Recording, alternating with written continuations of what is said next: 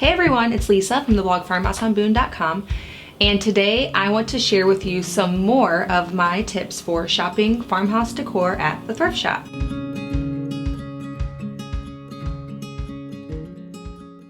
I did a video several months ago, basically when I was first starting YouTube, on my tips for shopping farmhouse decor at the thrift shop. It was one of my first videos, so bear with me if the quality isn't as great. I realized that it was a pretty popular video and that I hadn't really gotten on here since then with any of my finds.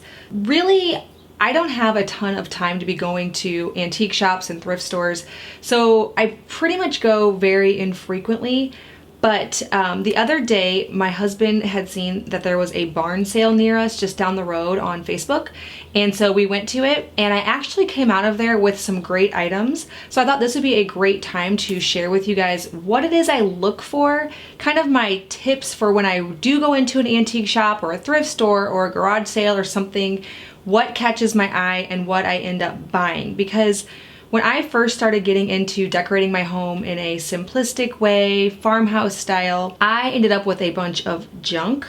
And the reason for that is I didn't really know what I was looking for and what would end up looking great in our home. Now, I went over a lot of these tips in my first video, so I will link it below and up in the cards in case you want to check out my specific tips and kind of the framework for this discussion. But for today's discussion, I'm going to just go through some items that I recently found at the barn sale and kind of the price points and why I selected them to bring into my home. Because you guys know I'm pretty picky.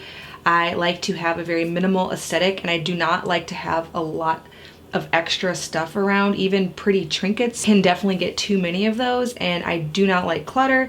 So I typically choose things that will serve a purpose for me. Maybe it's organizational or that will be really pretty and out of the way. So let's dive into what I actually found. First up is this basket. This caught my eye right away because I love the color and that it has this nice big weave. I don't know really what it is about it that makes it look so old and vintage vibe to it, but it just does. It has that. I thought this would look really pretty on a shelf. I also bought it as a prop. I photographed some flowers in this. You might have seen it on my Instagram if you follow me there, but I wanted it to photograph some flowers for a particular project that's going to be in my book.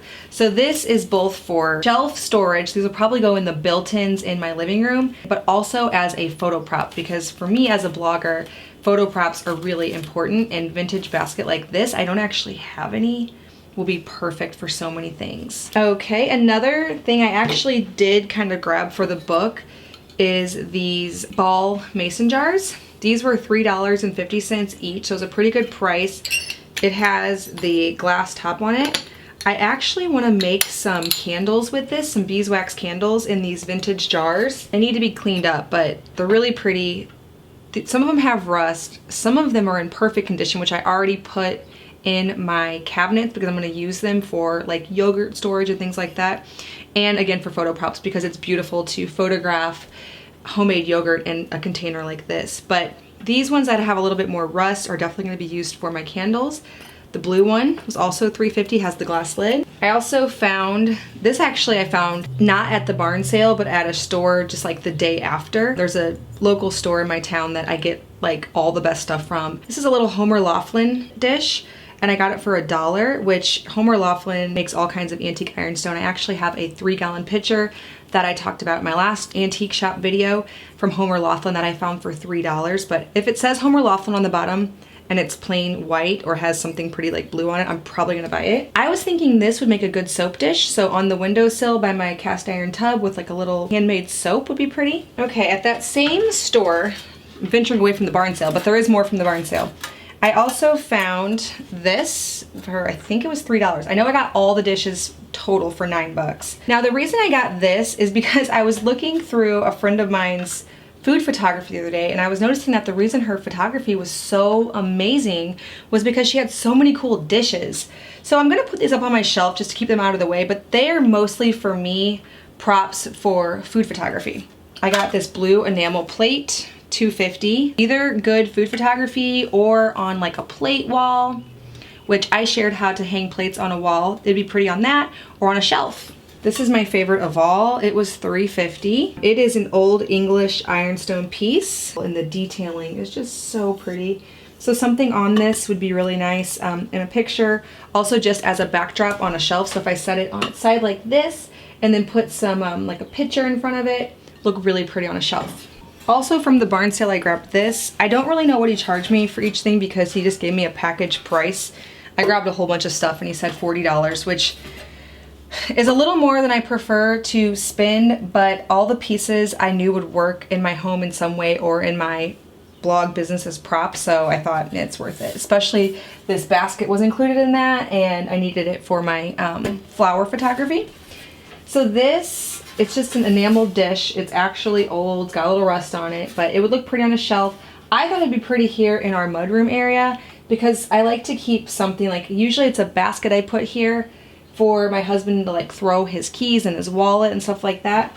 But I think this would be better because nothing would fall through the bottom. Also, I was thinking if I fill it with ice, I could photograph popsicles on this for my blog.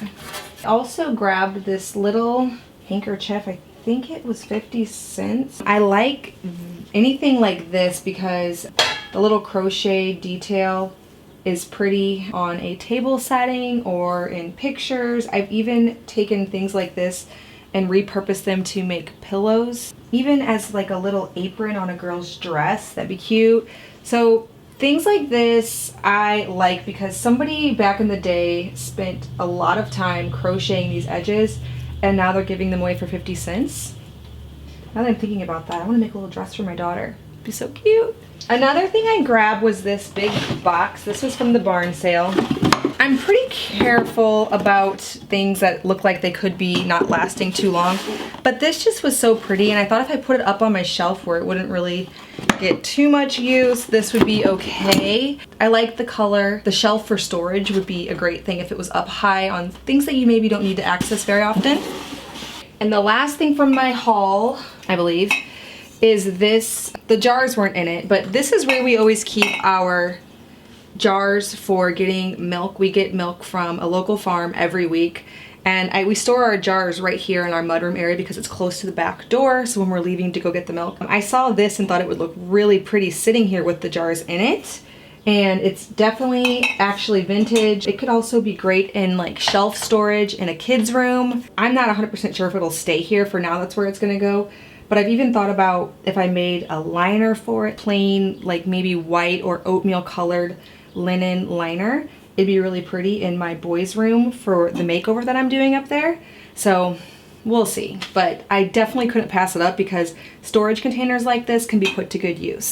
So that is what I got at my most recent antique shop, barn sale, thrift shop haul. Those are the kind of things I look for. I talk more about the tips, for example, what kind of furniture I might buy and kind of the mistakes that I've made over the years in buying antiques that I ended up just giving right back to the thrift shop. So you can check that video out. What would you add to the discussion? What kind of things do you look for? Tell me about your greatest finds lately and what do you think of mine? Well, if you're new here, please hit that subscribe button. I make 2 new videos every week on food from scratch, natural living, and our handmade home. Also, if you're interested in some more of our daily life, I share a lot in my Instagram stories.